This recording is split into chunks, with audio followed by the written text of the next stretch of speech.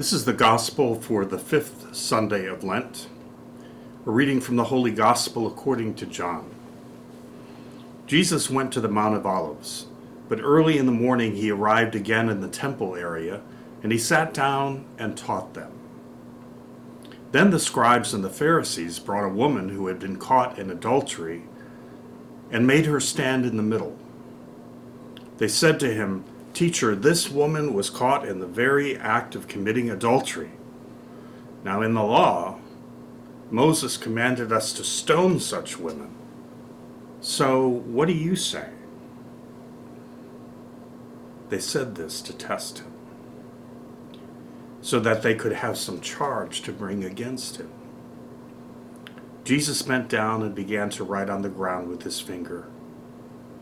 But when they continued asking him, he straightened up and said to them, "Let the one among you who is without sin be the first to throw a stone at her." Again he bent down and wrote on the ground, and in response they went away one by one, beginning with the elders. So he was left alone and the woman before him. Then Jesus straightened up and said to her, "Woman, where are they? Has no one condemned you?" Jesus replied, "No one, sir." Then Jesus said, "Neither do I condemn you. Go, and from now on, do not sin anymore." The Gospel of the Lord.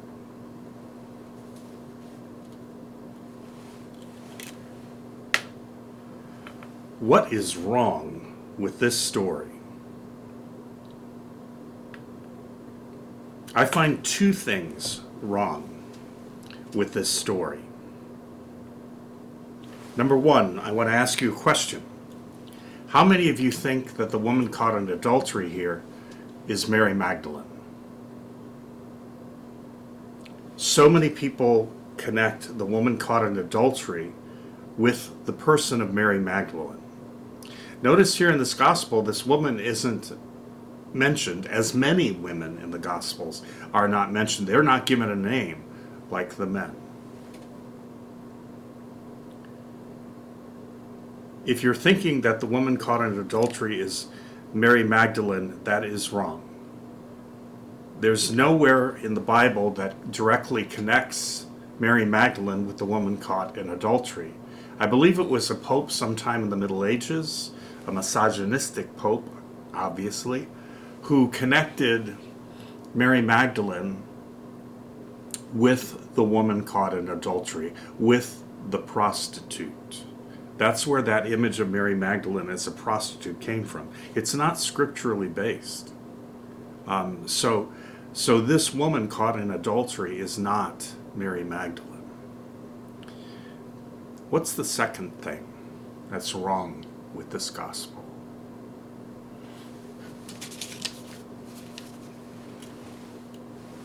They said to him, "Teacher, this woman was caught in the very act of committing adultery." They say anything about the guy who was involved? I mean, if she's caught in the very act of adultery, obviously there was a man there. But according to the Mosaic law of the time, the man was not responsible at all. Not liable, not culpable at all. But the woman's punishment was to be stoned to death. That's why Joseph feared for Mary. Joseph feared for Mary's life for the exact same reason.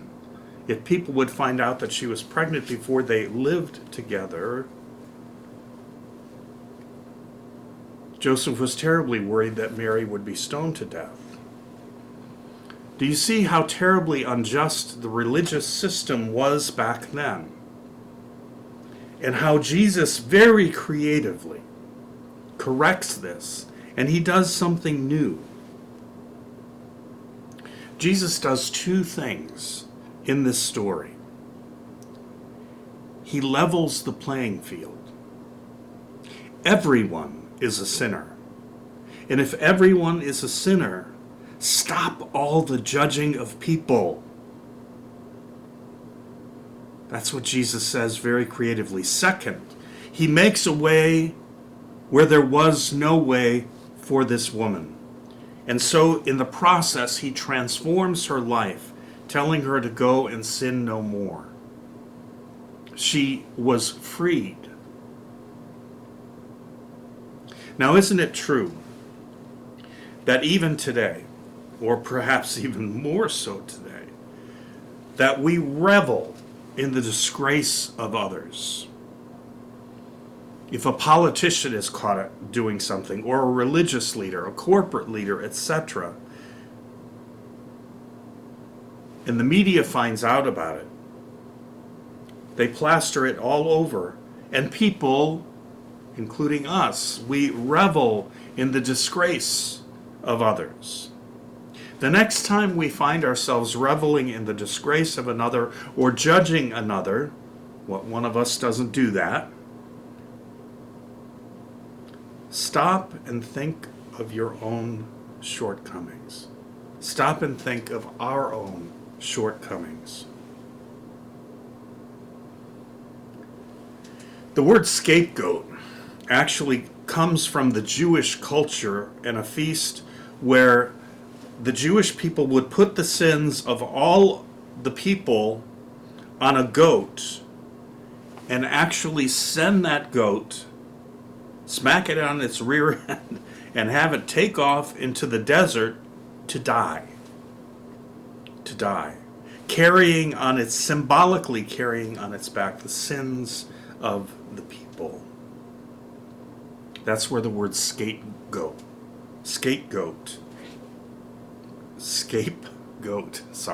comes from. And we still scapegoat people, don't we? We still judge and we still revel in the disgrace of others. To this, Jesus says, let the one who is without sin cast the first stone. In other words, look at your own shortcomings instead of those of others. But how difficult that is, isn't it?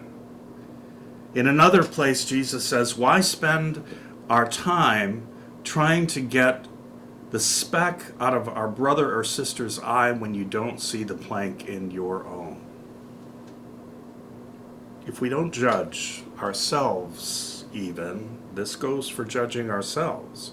We can be terrible, terrible judges of ourselves.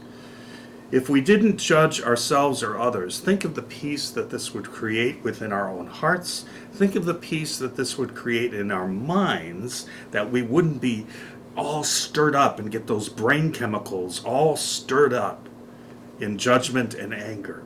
Think of the peace that this would create in our minds, in our lives, and in our world. This is good stuff. This is stuff where we can be freed and grow. This is countercultural. It is opposite of what our culture is. If we're like this, I would dare say, if we follow the way of Jesus, if we're like what Jesus teaches in the gospel, we could be accused of being soft or Pollyanna. Look at politicians. Look at the viciousness, the rudeness, the hate, the name-calling, the scapegoating that's going on in our very day. This is especially present when you have a tight Senate race or representative or certainly a presidential race. And the prevailing thinking in our culture is that you have to be this way in order to win. People eat it up. And we're seeing that. The one who is probably the most positive in his or her campaign is the one that is among the lowest in the polls. In the midst of this, Jesus says we're all sinners. We all fall short. So who are we to judge? Who are you? Who are we to condemn anyone? Who are we to scapegoat? You see, that's what they were really doing to the woman. let the one who is without sin cast the first stone. Sisters and brothers, as we celebrate this fifth Sunday of Lent and approach Holy Week, let's be attentive to the judgmental voices in our heads, toward family members, toward certain friends, toward politicians, toward groups of people in our society, and our judgmentalism of ourselves. Just try to be aware of it. And when we become aware of being judgmental, say, let the one who is without sin cast the first stone. And that can remind us of the way of Jesus. There's a joke about this gospel. I'm sure you've probably heard it, where they bring the woman before Jesus, and there's a crowd gathered around, and Jesus is scribbling on the ground, and the Pharisees say, she's been caught in adultery, and the law says she should be stoned to death.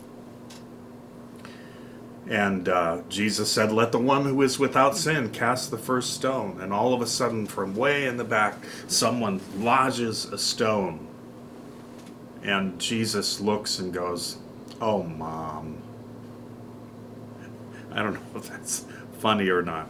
I find it kind of amusing. But anyways, I digress.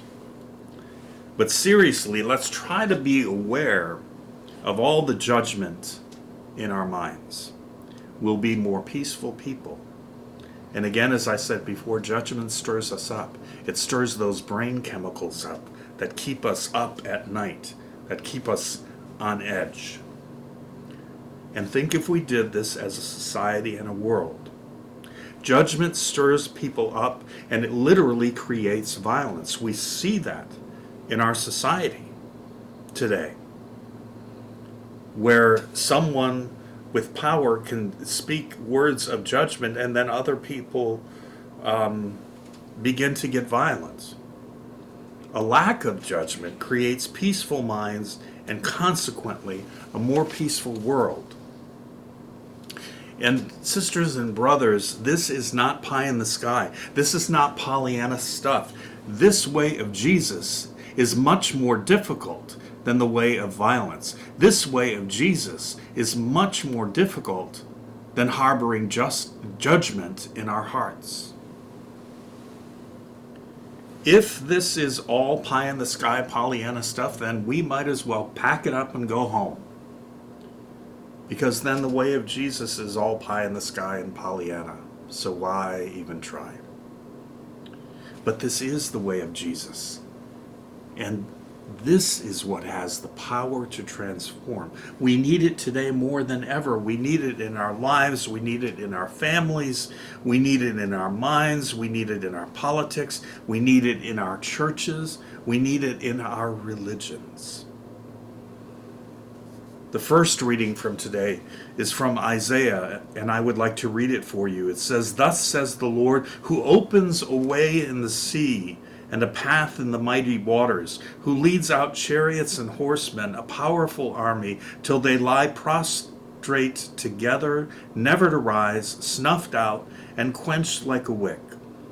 Remember not the events of the past, the things of long ago consider not. See, I am doing something new. Now it springs forth, do you not perceive it? In the desert I make a way. In the wasteland, rivers. Wild beasts honor me, jackals and ostriches, for I put water in the desert and rivers in the wasteland, for my chosen people to drink, the people whom I formed for myself, that they might announce my praise." Years ago, I worked, I can't even say part-time, I used to sub for Father John Judy at a parish called St. Peter Claver. It has since been torn down. It was in the projects off of Broadway, I believe. I think those projects are all torn down. St. Peter Claver was torn down. But it was an African-American community, and John would call me and ask me to sub for him when he was out of town. I remember going there the first time, and he said, I want to tell you this is not like a normal liturgy. He said the liturgy here takes around 2.5 hours. Imagine most people with a liturgy every Sunday that would take around 2.5 hours. And he said they don't expect you to preach 10 minutes and then sit down. They expect 30 to 45 minutes of preaching. And then they're going to respond. He said, after you're done preaching, you just sit down and you be quiet. Even if it's 5 minutes, sit down and be quiet and don't move. And he said, people will begin discussing, responding to your homily and the gospel that they heard. It was a beautiful experience. I also remember the first Sunday I subbed there, the choir would dance up the aisle, and I would look. I'd look at their feet and try my best to dance up the aisle, but this white boy just didn't have the rhythm in it, rhythm in him, and I told them that, and they just roared. They just laughed. But they had a phrase, as I got to know that community, that African American community. One of the phrases that they shared with me is, God makes a way where there is no way. I never forgot that. God makes a way where there is no way. Maybe some of you feel that there is no way. God makes a way where there is no way. May not be what or how we expect it to be. But can we believe that God makes a way where there is no way, as God says in this reading from Isaiah? We may think that politics can't be transformed. We may think that violence can't be transformed. We may think that that family member can't be transformed. We may think that poverty can't be transformed. We may think that those in ISIS can't be transformed. We may think that those Democrats can't be transformed. We may think that those Republicans can't be transformed. We may think that Putin can't be transformed. We may think that our deep mourning can't be transformed. We may think that we can't be transformed. We may think that our weakness, our sinfulness, our judgmentalism, our prejudice, our lack of compassion can't be transformed. But, brothers and sisters, God can make a way where there is no way. God can make a way where there is no way. This is our faith. This is the way of Jesus. Let's go out there and live it, believe it, and pray for it. Amen.